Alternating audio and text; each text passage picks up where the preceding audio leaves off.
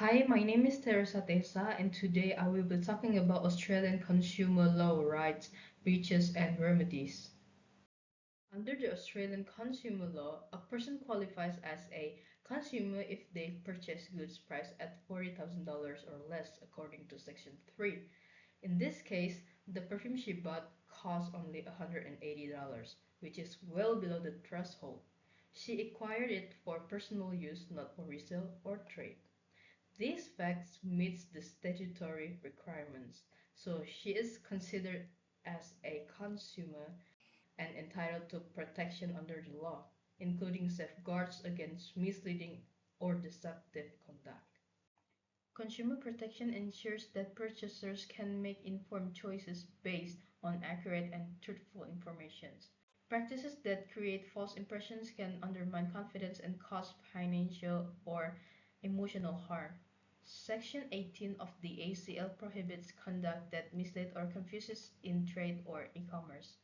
Here the key issues is whether the company used scripted influencers promotions, fake reviews, and exaggerated packaging statements that influence her decision to purchase the perfume. Section 18, subsection 1 forbids conduct in a commercial context that convey false impressions or has the potential to do so. For a breach, three elements must be present. It occurs in a commercial setting, it misleads or is likely to mislead, and it is assessed objectively for a reasonable consumer's perspective. In her case, the company's advertising, influencer testimonials, and packaging create an overall impression that could mislead.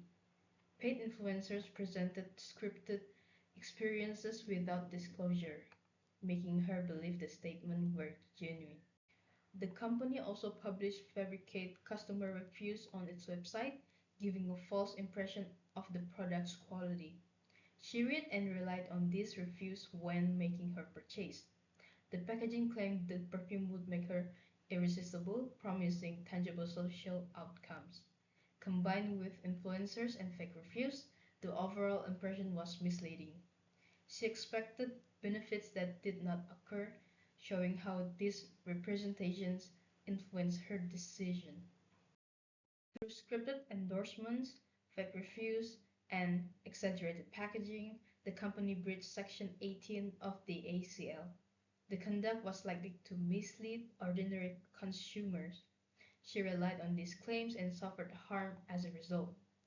This case demonstrates the real-world impact of misleading commercial conduct and the importance of legal protection for consumers.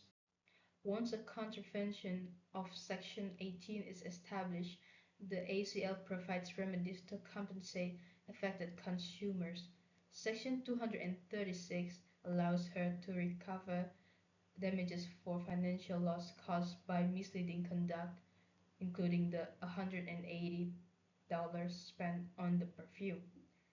This provision ensured that consumers harmed by false and deceptive practices can be reimbursed.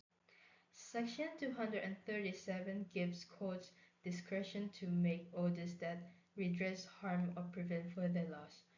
Orders may declare the contract invalid, modify its terms, or cancel it entirely if she would not have entered into it otherwise. This flexibility ensures relief is tailored to her specific situations rather than being limited to monetary compensation. Section Section Section 232 allows the court to prevent ongoing breaches of the ACL. In this situation, an injunction could stop the company from publishing fake reviews or using undisclosed influencer endorsements. These measures protect her from further harm and discourage the business from repeating misleading practices, ensuring both recovery and prevention. That's all for me. Thank you.